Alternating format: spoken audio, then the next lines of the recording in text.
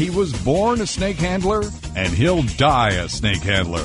You're listening to Game Points with Matthew Ross.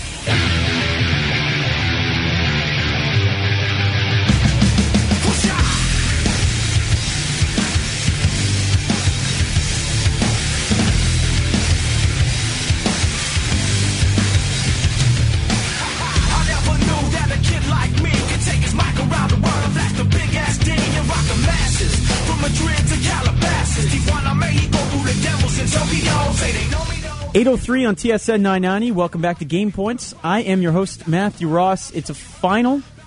Stephanie Dubois has lost 1-6, 6-3, 6-0 to Chanel Scheepers of the Republic of South Africa at the Rogers Cup here in Montreal. Meanwhile, Milos Raonic up 3-2 in the second set. He won the first set 6-3 over Victor Troicki. That going on right now in Toronto at the Rogers Cup. Well, right now, time to talk a little baseball here on the program, and we're very pleased and privileged to be joined by a former multiple-time All-Star in Major League Baseball, playing for the Mariners, Reds, Braves, Padres, Mariners, and again, and of course the Twins.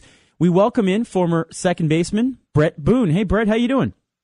Good. Man, you guys are tough to get a hold of. I'm kidding. I'm kidding. Yeah, we went back and forth, but we're so happy to have you on the show. We like to talk baseball here in a market that you, of course, used to have baseball, and so we always seek out to whoever we can out there to bring in, talk a little MLB with us. But let's start it off before we get into your career and such. I'd love to get your impressions on one of your former teammates. Just got traded to the Yankees, Ichiro Suzuki. Were you happy to see him go to a contender this year?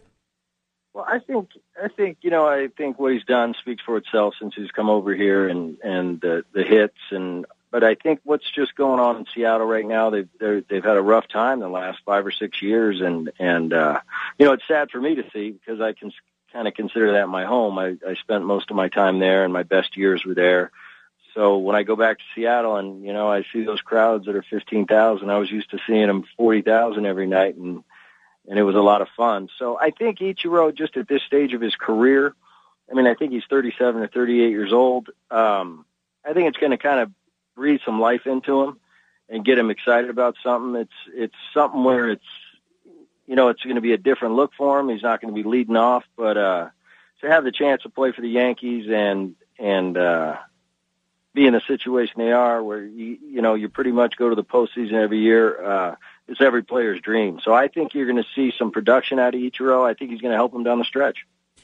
Chatting with Bret Boone, former Major League Baseball player here, and obviously you played for the Reds, same team that your dad played for, and everyone knows that you were a third-generation baseball player. Do you get asked about that all the time, and what does that mean to you? No, I don't think so. When I was young, growing up in high school and college, there was a lot made of it because it had never happened before. But once I was in the major leagues for a couple years, you kind of get tired of hearing the questions like, wait a minute, pay attention, I'm doing good on the field. I don't want to talk about the generations. But when I look back on it, I'm so proud of my family and what they've been able to accomplish. So I'll always be proud of that. But no, I don't get asked that too much anymore. Like I said, it was early on. It was more when I was in high school and college and coming up through the minor leagues. People, that would be the first question I had to answer. But, once I became established, those kind of went away. But like I said, I'll always be very proud of what my family's been able to accomplish.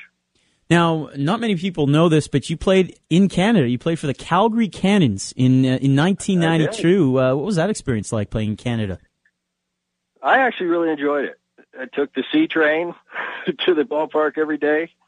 And it was a great experience. It was my AAA year, and the people were great and very supportive and about as nice as you could possibly be. And that was for me. I was pretty fortunate because when I got to the Mariners, I was kind of on the fast track. The gentleman I succeeded was Harold Reynolds, who was the second baseman, and he was kind of getting to the end where he was moving on. So I kind of got to the big leagues real quick. So that was really my second year in the minor leagues. I got to play in AAA. But I have nothing but good memories of those times. And, as you know, I got to play in Montreal quite a bit and Toronto. So I've been to Canada quite a bit. Yeah. Do you have any memories of playing in Montreal, whether it's in the horrible Olympic Stadium or the city itself?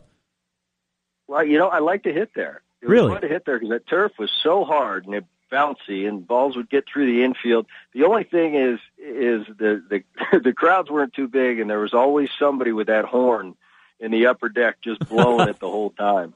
It's funny. I hated going to the games and hearing that horn all the time. It just ticked me off, but now I kind of miss it, if you know what I mean.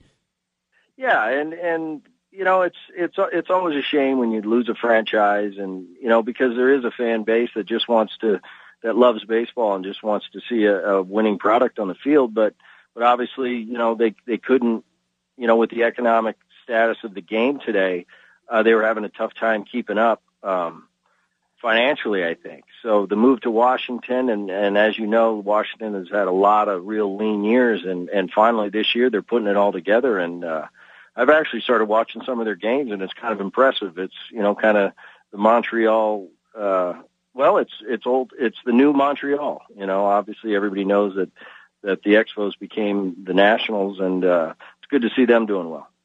Bret Boone joining us here on Game Points with Matthew Ross. Now, one of the signature items from your career was the bat flip on the home runs. Where the heck did that come from?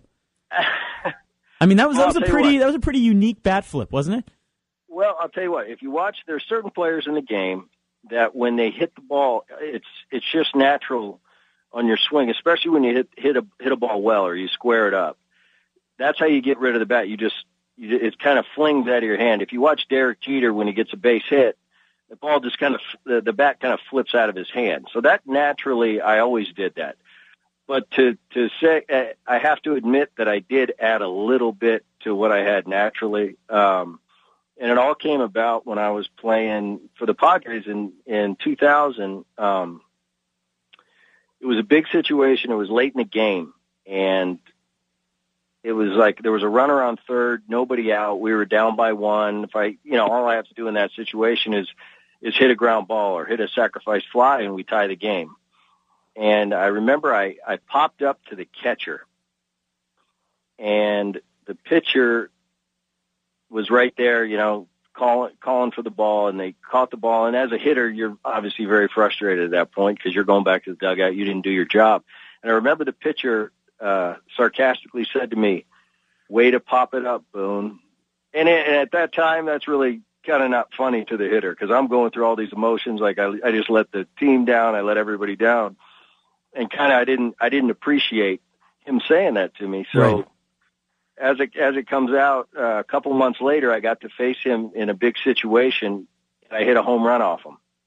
And I kind of just flipped my bat and said, "Back at you." And that's where it all came from. And I just kind of went with it. And, I had fun with it. I never meant any disrespect to the pitcher. It was just kind of a way I knew when I flipped my bat, I knew that I got it and it was a home run, but I had more fun with it. I didn't take it serious.